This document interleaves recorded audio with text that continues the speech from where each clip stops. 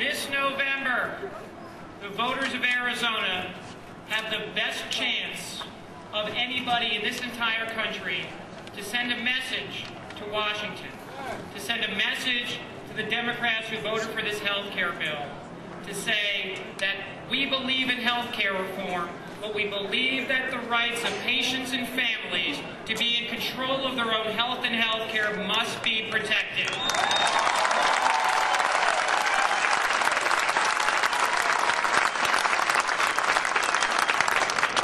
We began this journey with the Health Care Freedom Act in 2006, and we came up with two basic freedoms that need to be protected. And these will be on the ballot to amend our state constitution in November. First, you, all Americans, all Arizonans, should always have the choice to not participate in any health care system or plan without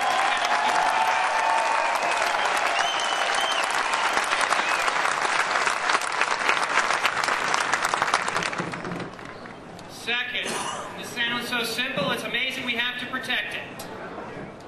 If a health care service is legal, no bureaucrat, public or private, should ever be able to tell you you cannot spend your own money to get access to that extra screening test so you can sleep at night, or you can't get that second opinion for your child, or you can't have every possible treatment available for your loved one.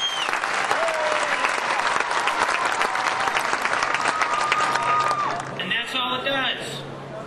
It won't do anything to the state's access program, because we do need a functioning and sustainable safety net healthcare system for the people in Arizona who are in need. It will do nothing to impact Medicare at all.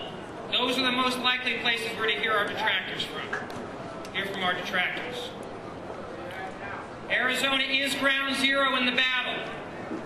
If and when we succeed in November, we will be the first state in the country to put into a state constitution basic health care freedoms.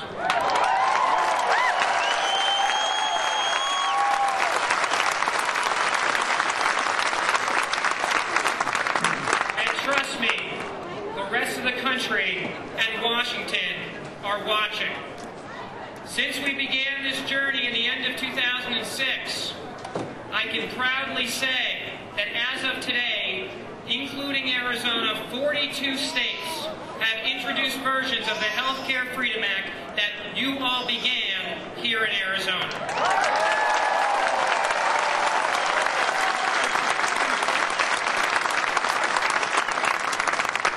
And we owe a debt of gratitude for our state legislators. It turned out, in this case, it was only the Republicans who had the foresight last June to put it on the ballot for us this November.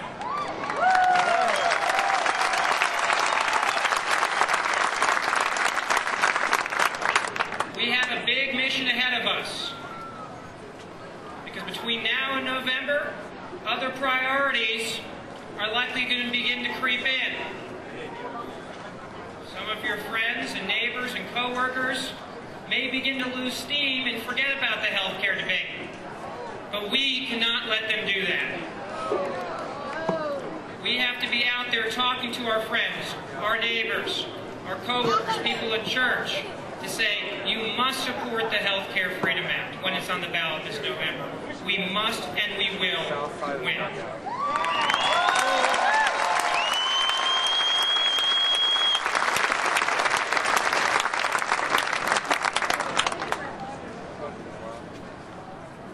There's a lot you can do, but there's a long road ahead. On the far side. You can learn more about it, and I urge all of you to do so at azhealthcarefreedom.com, azhealthcarefreedom.com. We update it all the time. We will be there keeping the information so that the misinformation that's going to be coming out of the White House, that's going to be coming out of the unions, that's going to be coming out of AARP can be defeated.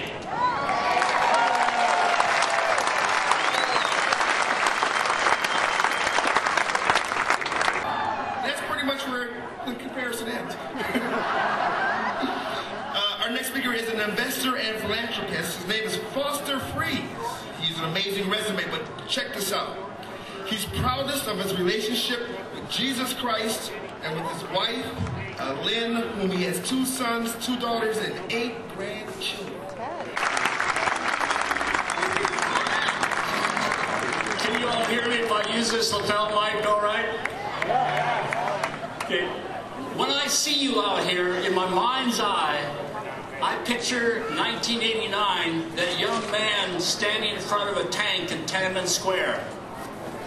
He's basically saying at that time what you're saying, enough. Now,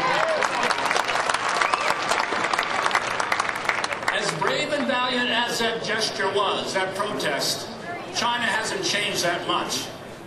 We all demonstrated hard for the health care bill and tried to fight it. It passed. Every one of us has been at an athletic event where our team was the victim of a bad call by the ref, and we booed and we protested. Did it change the outcome of that game for our team? No. What is the point I'm making? Terry Gilbert said it. We must recruit others to our cause. The buzzword is recruit. And we're not going to leave out all the people that voted for Obama.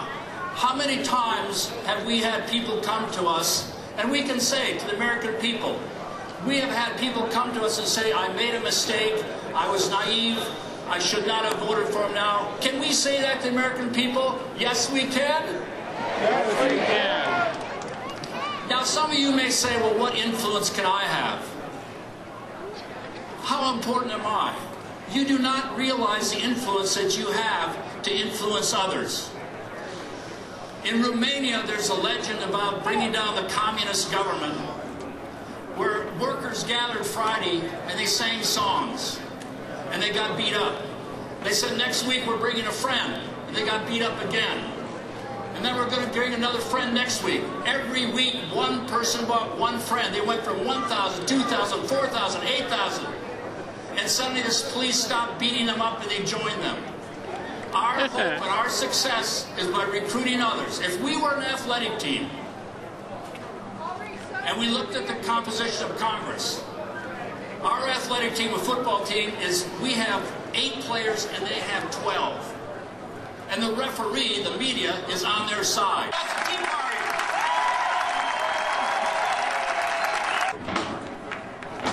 Next up, ladies and gentlemen, we have a reenactment band, the American Revolution Reenactment Band from Williams, Arizona. I want you to check something out. I want you to check out the generational diversity that's part of it. I counted 4 generations that make up this band. I also want you to check out the heavy clothes they're wearing and realize that not only is it hot in Arizona, but it was hot on the East Coast when we had the revolution going on and these people were wearing these clothes, making these sacrifices. It's times like these that we need to pause and appreciate the rich heritage this country has. My friends, the American Revolution